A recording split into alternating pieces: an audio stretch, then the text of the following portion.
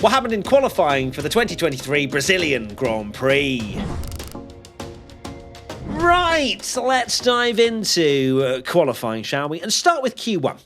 Tsunoda, Ricciardo, Bottas, Sargent and Zhou was out in the first part of qualifying. And I just want to say my massive apologies to AlphaTauri.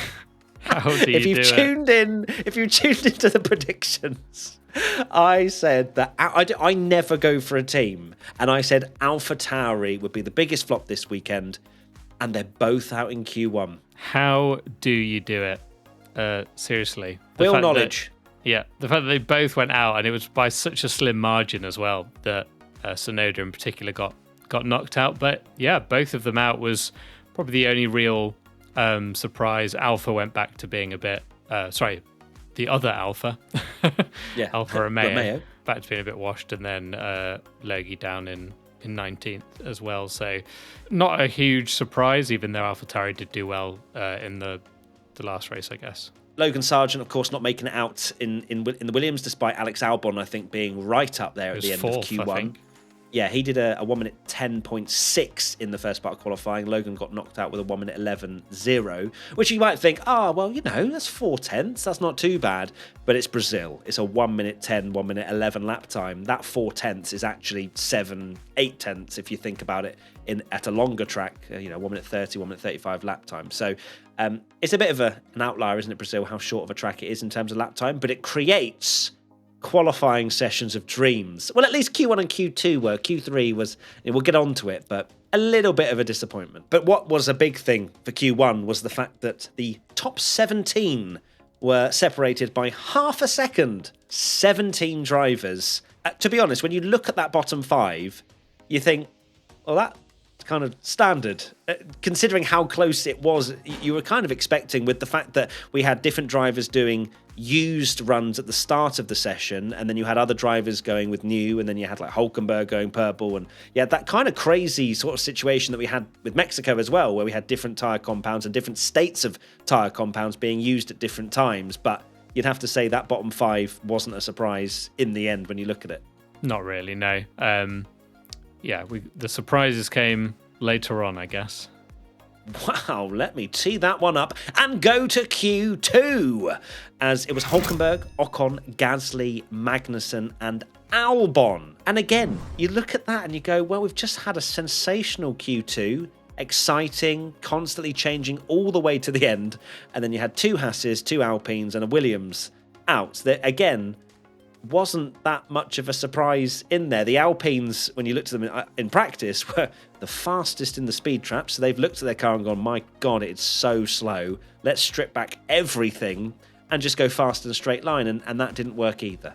Now it comes to it, it's actually quite crazy that on a track where it felt incredibly unpredictable and a really short lap time where the whole field was incredibly close, you've got the top 5 in the Constructors' Championship just locking out the whole of Q3, which is pretty wild. No heroics from Hulkenberg this time, although it did look like at some points that he might somehow spring a surprise and get into Q3, and there were some moments where it was like, oh my God, Haas look absolutely amazing. And then, of course, going on to Alex Albon, who was 15th, should have been higher, but his nemesis of track limits, which we've said so many times this year, you can't have a go at him because he's been amazing this year and he's done so well, but that has definitely been, it's just happening too much for Alex Albon, definitely track limits. It felt like it was the greatest qualifying ever up until like the end, and then you look back on this and Q1 no real surprises, Q2 no real surprises, and then Q3 is a bit of an anticlimax, but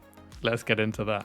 No, but it's fine because we were in it. No, Q1 and Q2 was bangers, but it was just like, it was really good. They all delivered to a level, didn't they? And some drivers were on the cusp. You saw like Perez, I think, down like 13th, 14th in Q1. You think, it was that tension all the way to the end where you think something could change. They had to keep doing laps, didn't they? Yeah. Let's go to Q3 now, shall we? Where the top 10 were Verstappen, Leclerc, Stroll, Alonso, Hamilton, Russell, Norris, Sainz, Perez, and Piastri. Let's get into some questions because I don't want to talk about the fact Charles Leclerc didn't get pole, but I'm happy with him on the front row of the grid. At James_Hewish. Where did Aston Martin find this pace? they went from Stroll being useless and Alonso scraping through to Q3. Now they have locked out the second row. Well, from what I heard on the sort of run up to this and after practice, is that Aston Martin had very much just kind of gone backwards and stopped experimenting on things to try and think about next year and whatnot, and kind of just went back to basics of like, okay, why were we quick at the beginning of the year? Shall we just try that again and see if it works? Because, of course, they have been experimenting previously with Lance being on a new sort of setup of the car, Alonso reverting back to an old setup and those kind of things, whereas they seem to have stripped it back even further. And I would say third and fourth probably wasn't on the cards, but, you know, they utilised a crazy Q3 in the sense of the rain coming. It was one lap. They both delivered. And I'm sorry to say it, Tommy, but Lance Stroll out-qualified your GOAT.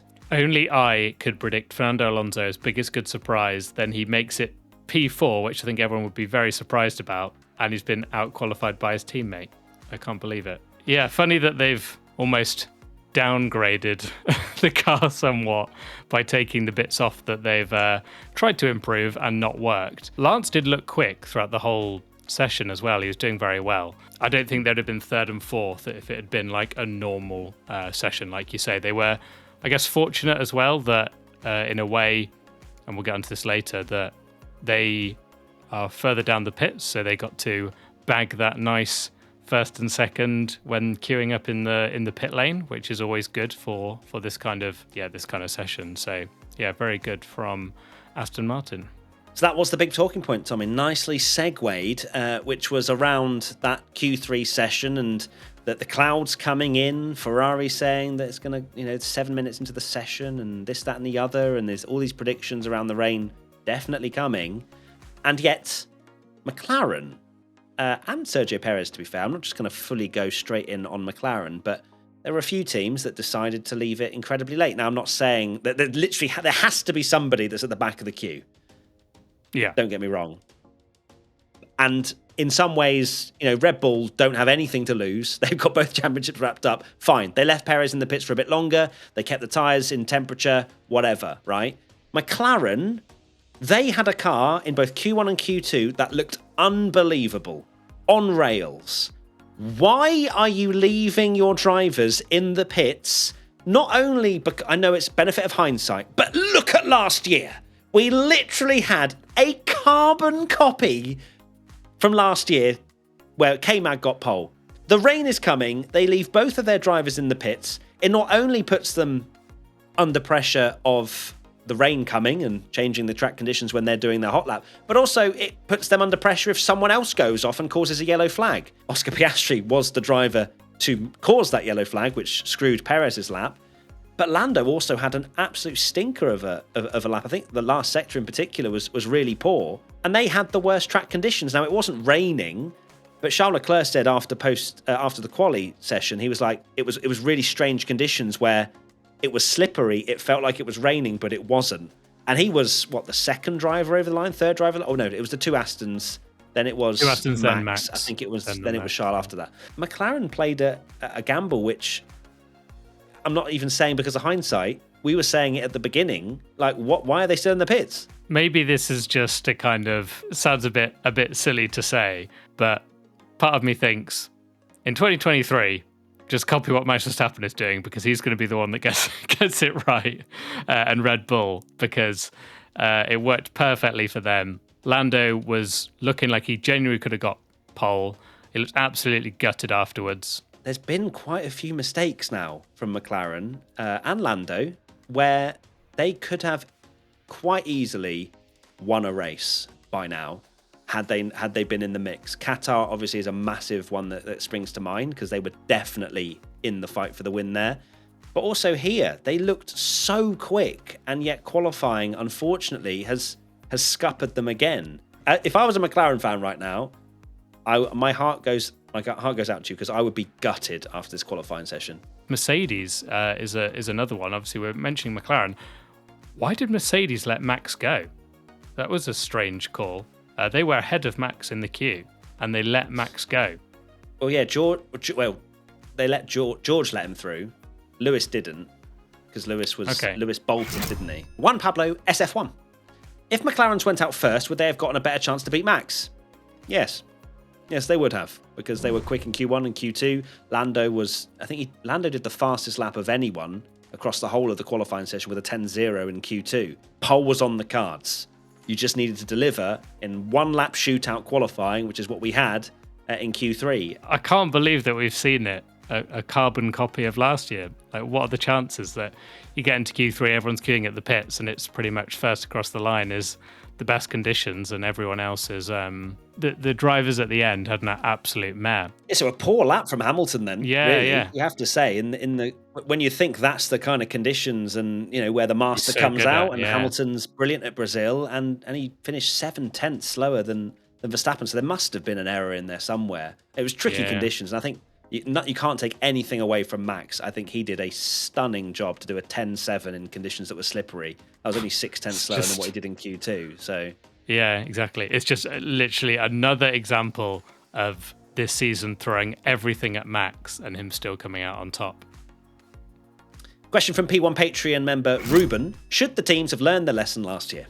Yes. Absolutely. Yeah. Now, I know that some of them might have seen on the radar. I can see why they made these decisions. Perhaps they think, right, well, actually, we don't think the rain's going to come for another few more minutes. We can keep them in the garage. The tyre temperature can stay much more in an optimum range than the drivers that are waiting at the end of the pit lane, and we can put in a banging lap. It didn't work out. It was a roll of the dice. It was the wrong decision to do that. I think that they should have, as you said, Tommy, be copying Max Verstappen, be at the front of the queue if you can, and just fight for track position.